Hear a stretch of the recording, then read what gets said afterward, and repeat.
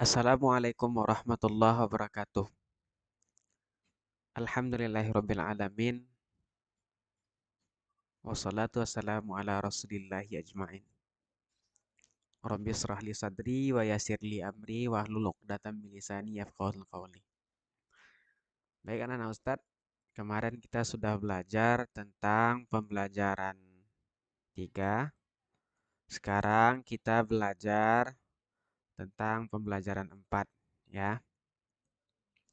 Di mana kita masih belajar tentang pentingnya bekerja sama dan saling membantu berinteraksi dengan sesama manusia walaupun memiliki perbedaan suku, bangsa, ras, dan mungkin pekerjaan juga berbeda-beda begitu ya. Maka hari ini kita melihat ya, manusia itu memiliki banyak perbedaan. Karena banyak perbedaan inilah roda kehidupan bisa berjalan dengan baik. Kenapa? Kalau seandainya seluruh manusia itu menjadi pedagang, maka tidak akan ada yang memproduksi barang yang akan didagangkan.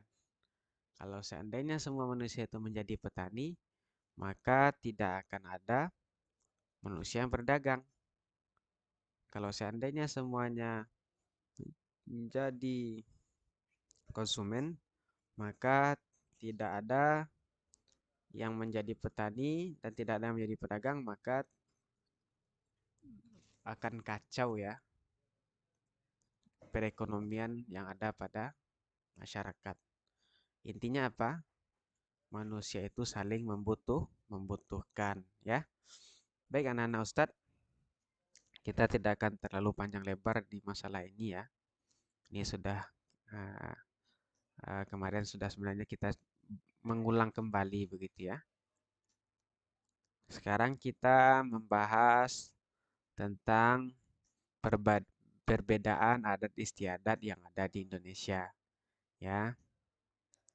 Kalau kita lihat ini ada peta Indonesia, ini ada eh, jenis pakaian adat. Kalau kita lihat ya bentuk budaya ya, ini bisa kita lihat seperti ini ya.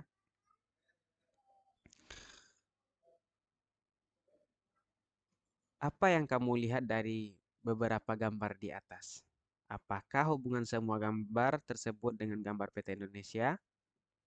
Apakah hubungan semua gambar tersebut dengan gambar peta Indonesia? Jelaskan. Oke. Kalau kita lihat ini keberagaman. Maka Indonesia memiliki ragam suku dan kebudayaan.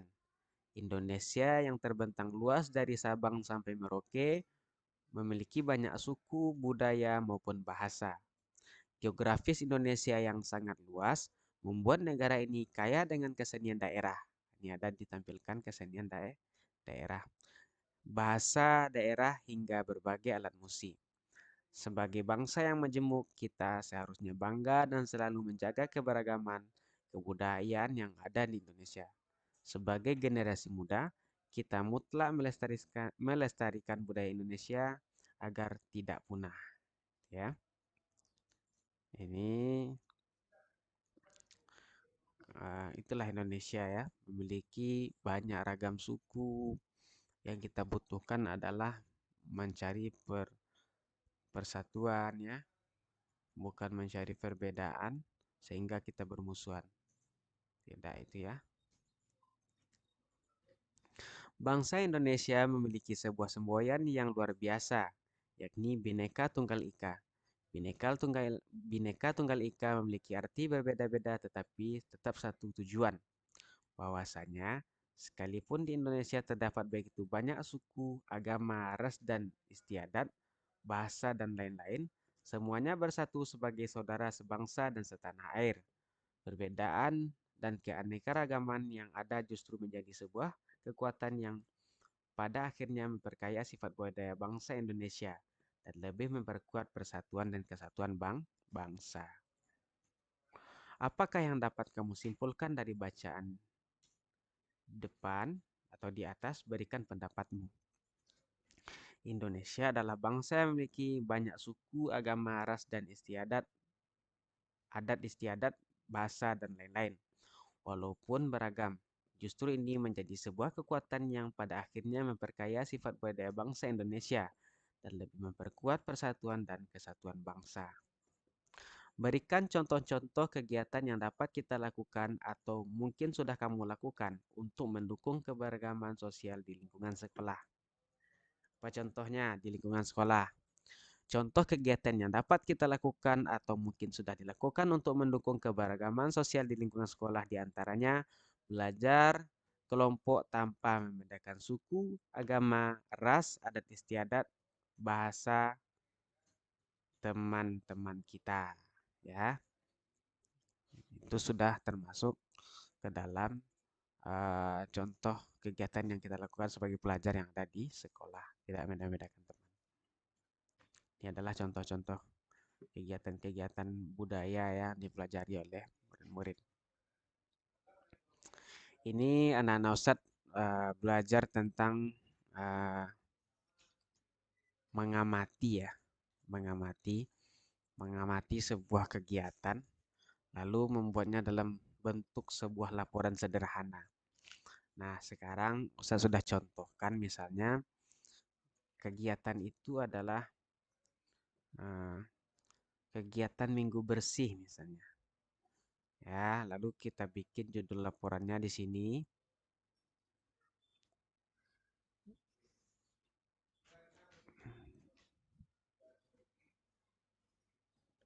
Kita lihat di sini ya, judul laporannya. Hmm,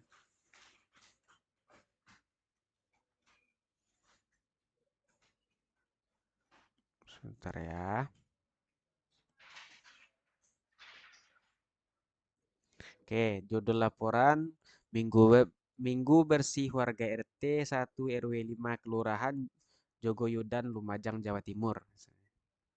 Lalu tujuan laporannya untuk membangun lingkungan guyup, rukun, dan kebersihan lingkungan di lingkungan RT 1 RW 5 Kelurahan Jogoyudan. Lalu tempat pengamatan lingkungan RT 1 RW 5 Kelurahan Jogoyudan, Lumajang. Lalu tanggal pengamatan misalnya 5 September 2021. Ini contoh laporan sederhana tentang mengamati ya. Nah, harus paham nih. Apa hasil pengamatannya? Kalau kita lihat, masyarakat berkumpul di Gapura Gang Utama RT 1 RW 5 Kelurahan Jogoyudan pukul 6 pagi dengan membawa alat kelengkapan kebersihan seperti sapu lidi, pengki, celurit, cetok, dan timba. Ini hasil pengamatan yang dilakukan gitu ya. Oleh. Lalu kesimpulannya apa? Boleh banyak hasil pengamatan ini bisa ditambah ya.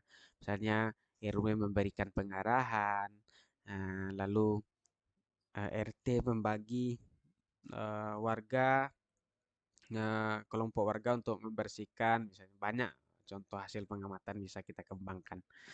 Lalu kesimpulannya apa? Kegiatan bersih-bersih lingkungan bisa mempererat tali silaturahmi dan guyup rukun antar warga sebagai wujud upaya pembangunan sosial.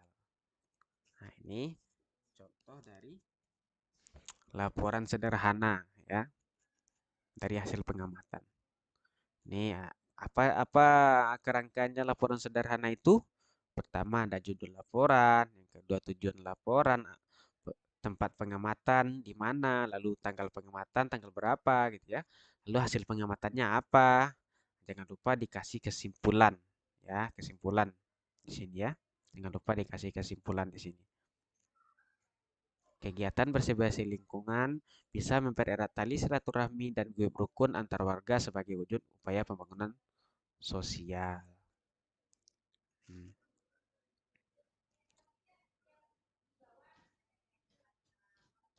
Oke, ini tentang pesona pangan Nusantara. contoh iklannya di sini ya. Kalau kita baca di sini, eh, simaklah percakapan antara Benny dan Siti di bawah ini. Nah, Dayu berkata, kalau kamu, apa contoh yang dapat kamu berikan tentang pembangunan sosial budaya, Ben? Lalu apa kata Benny? Menurutku, acara kuliner Nusantara yang sering diadakan di lingkungan sekitar kita merupakan contoh pembangunan sosial budaya. Dengan begini, kita dapat melestarikan makanan khas daerah. Kita juga turut memperkenalkannya kepada orang-orang lain yang berbeda kebudayaan dengan kita, untuk turut mencicipi dan bersama-sama menikmati makanan khas daerah tersebut. Lalu apa kata Siti? Betul sekali, Ben. Kamu tahu tidak, acara kuliner Nusantara yang diadakan minggu lalu itu sukses besar loh. Semuanya berkat iklan-iklan yang di media cetak dan elektronik yang beredar sejak sebulan sebelumnya. Nah, ini contoh iklan yang dibuat dengan media cetak ya, iklan kuliner. Pesona Pangan Nusantara ke-10, Jogja Expo Center, 27 November sampai 01 Desember 2015. Nah, ini contohnya. Iklan memang harus dibuat semenarik mungkin agar dapat menarik perhatian mereka yang melihatnya. Oleh karena itu, penting untuk selalu berhati-hati dalam penyampaiannya. Berikut adalah kegiatan yang sebaiknya dilakukan bersama-sama dengan orang tua di rumah. Nah, ini maksudnya antum melihat iklan di televisi gitu ya. Ya, tapi antum nggak usah lah melihat di televisi. Saya kasih contohnya di sini. Judul iklan contohnya kecap bango ya. Lalu kata kuncinya apa? Kalau kecap bango itu pasti anak saya sering melihatnya. Bisa kita lihat ada kedelai hitam, ada kecap ya, melezatkan makanan gitu ya. Itu kata kunci pada iklan kecap bango. Bisa juga uh, uh, ada kalau di kecap bango itu bisa ada disebutkan berasal dari perasan perasan pertama gitu ya. Tapi uh, ini adalah salah satu contoh dari iklan yang ada di televisi.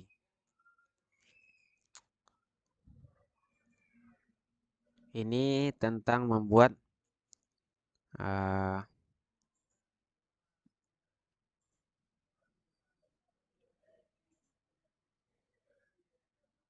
infus water ya atau spa water atau dalam bahasa Indonesia dengan air infus sedang menjadi tren kesehatan yang baru di luar negeri. Kini air infus juga merebak sampai di Indonesia. Nah,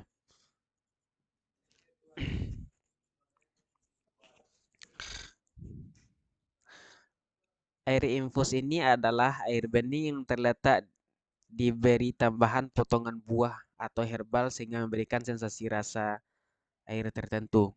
Air infus bermanfaat bagi kesehatan. Secara teknis, air infus dibuat dengan memasukkan irisan buah-buahan ke dalam air putih. Kemudian, didiamkan beberapa jam sampai sari buahnya keluar dan air akan berubah rasanya. Namun jangan hanya ikut-ikutan mengkonsumsinya. Kenali dahulu manfaat dari bahan-bahan yang dimasukkan ke dalam air dalam botol tersebut. Dengan mengenali manfaat dari bahan-bahan yang digunakan, kita dapat memperoleh lebih banyak manfaat yang sesuai dengan kebutuhan tubuh kita. Ini anak-anak saya bisa membuatnya di rumah ya. Silakan dicoba membuatnya di rumah. Ada bahan-bahannya di sini. Lalu nanti setelah dibuat, silakan difotokan ya. Silakan difotokan ke Ustadz bagaimana cara membuat minuman kesehatan ini. Baik, anak-anak Ustadz, itulah pembelajaran kita pada hari ini ya. Ini sudah ada cara-caranya di sini. Nanti silakan dibuat di rumah. Nah, ini juga baik untuk kesehatan ya. Kita tutup dengan doa kafaratul majlis. Subhanakallahumma wa bihamdika asyhadu an la ilaha illa anta astaghfiruka wa atubu ilaik. Assalamualaikum warahmatullahi wabarakatuh.